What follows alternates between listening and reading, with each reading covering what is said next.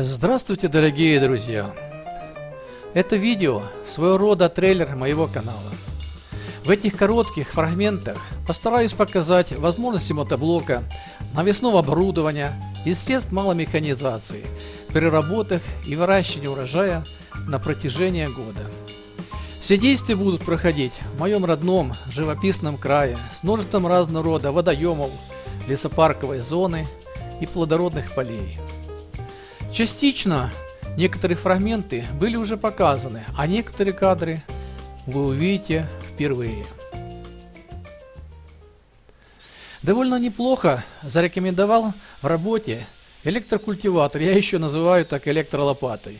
Мощность его 750 Вт, ширина захвата фрезы 30 см, а глубина пахоты до 20 см. Очень, кстати, удобно готовить небольшие грядки ранней весной. Да и на протяжении года для высева и посадки редиски, моркови, лука, зелени и других овощей.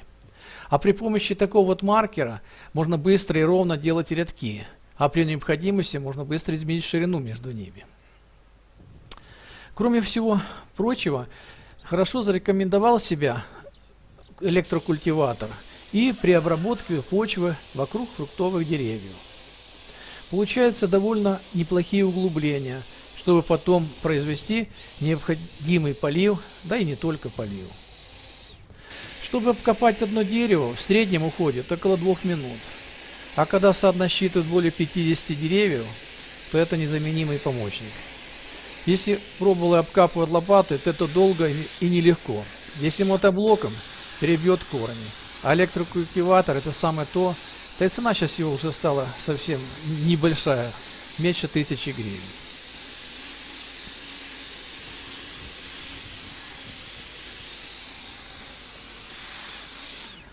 Ну а чтобы удержать в почве влагу после зимы, приходится почву забороновать таким образом, чтобы закрыть все трещины в земле и предостеречь почву от испарения влаги.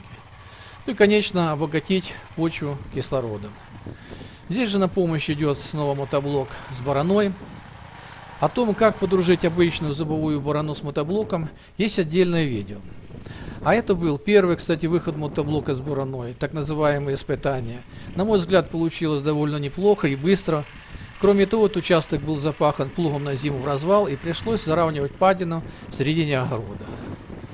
Ну, в целом, вы видите, огород практически выровнялся. А когда почва достаточно прогрелась, мотоблоком провожу фрезерование небольшого участка, где-то около 3 соток, под ранний картофель. На мотоблоке впервые добавил по фрезе на каждую сторону, и ширина сейчас захвата стала 120 сантиметров. По сравнению с предыдущими фрезами работать стало намного легче, мотоблок перестал взрываться, идет практически сам. А еще повернул ручки мотоблока влево, то на запаханную землю уже практически не становишься.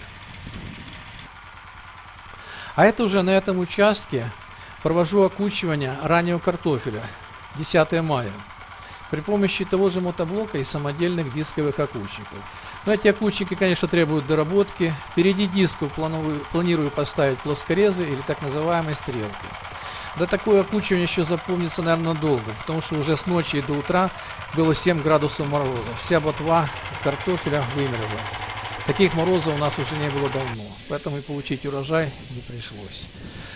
Убрав урожай редиски, чтобы земля не пустовала, снова грядку перепахиваю электрокультиватором, где будет высажена поздняя капуста. Кстати, этот участок шириной 1,20 м и длиной 10 метров. При глубине вспашки около 15 сантиметров культиватор перепахал в течение 4-5 минут. Ну, при этом еще многое зависит, конечно, и от состояния почвы.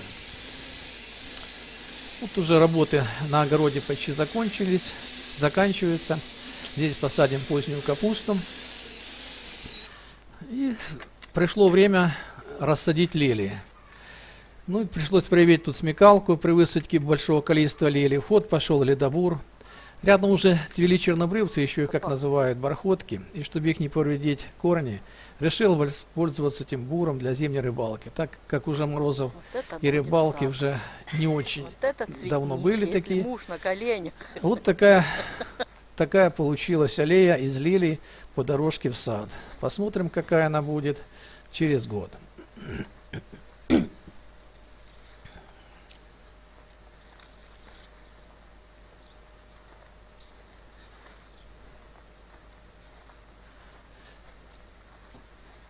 Довольно успешно прошло испытание и работа вибрационной, или как ее еще называют, грохотной картофелькопалки с мотоблоком Нева. При уборке раннего картофеля сорт здесь был Ариэль. Конечно, урожай из-за заморозков и отсутствия дождей не очень. А это уже мы убираем поздний картофель. Здесь был составлен вот такой мотоблокопоезд с добавлением корзины, а потом еще экспромтом решил добавить и тачку. И такая уборка картофеля превзошла все ожидания, как меня, жены, ну и, конечно, родственников и соседей. Конечно, страшно вспомнить, как раньше проходила уборка картофеля в предыдущие годы, где был целый ритуал с возможным привлечением рабочей силы, ну и помощников, конечно. А это сейчас, можно сказать, одно удовольствие, игра произошла. Ну да. Ну, убрав уже свой урожай, пришлось помочь и родственникам с выездом на незначительное расстояние от города. Уборку производили уже без тачки, но с веслом, чтобы больше картофеля набиралось в корзину. Картофель высыпали на месте и там же его сортировали.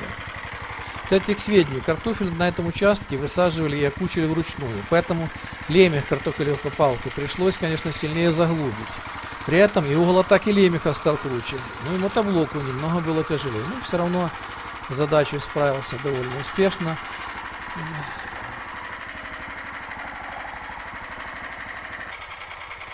Вот на этом уже сезон уборки картофеля завершен. Загружаем мотоблок на прицеп и домой. Не стала показывать фрагменты из видео о регулировке, модернизации картофелекопалки и мотоблока. В конце видео будут ссылки на эти видео. А дальше, на участках, где был убран картофель, уже сеем сидират, в основном это горчица. И снова при помощи мотоблока с бараной производим заглубление семян в почву. Кстати, вот в этот период земля барановалась, когда накануне ночью прошел ливневый дождь. Хотя было тяжело, но мотоблок с бараной легко справились, и таким образом, после того, как уже выросла горчица, перепахали ее, и в последующем было все это запахано при помощи мотоблока с плугом. С таким помощником, конечно, работать одно удовольствие. Если вы видите, то ширина захвата здесь где-то в пределах 20 сантиметров, глубина вспашки 16-18 сантиметров. Мотоблок спахал этот участок практически сам. Мне приходилось только разворачивать его в конце участка. Конечно, много еще, все это зависит еще от состояния колес. Отказался давно уже от железных колес, перешел на вот эту резину сельскохозяйственную, и разница в разы ощутимая. В комментариях еще пишут, что я хорошо подружился с мотоблоком и навесным оборудованием. Ну, параллельно с работами на огороде проводился сбор урожая фруктов и работы в саду. Учитывая значительное количество старых деревьев, санитарную обрезку веток лучше было производить при помощи сабельной пилы. При этом увеличивается и скорость выполнения работ, ну и, соответственно, качество. А зачистку коры фруктовых деревьев от пухов, лишайников и старой коры проводил тоже с использованием технических средств, а именно мойки высокого давления.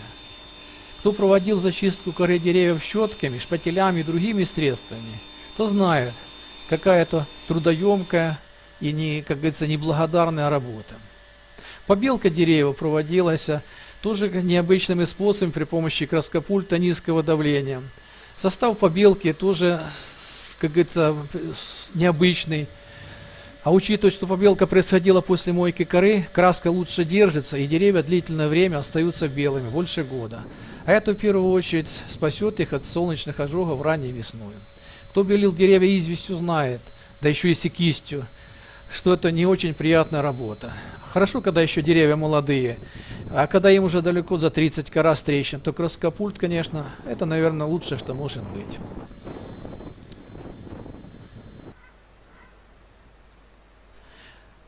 Ну и в завершении года было видео, как лучше сохранить выращенный урожай. При оборудовании в погребе климат-контроля не обошлось без технических средств автоматизации, чтобы добиться оптимальных условий хранения овощей и фруктов длительный срок, а именно создать оптимальную температуру. Но не буду вас больше томить просмотром. Если кому-то было полезное видео, ставьте лайки, пишите в комментариях, что не так, где есть ошибки, недоработки. На все ваши вопросы стараюсь всегда отвечать. Подписывайтесь на канал, а рядом со значком подписки нажмите на колокольчик. Тогда вы первым узнаете о новых выпусках видео. Впереди еще много интересного. Так что, друзья, всем желаю успехов. До встречи на канале.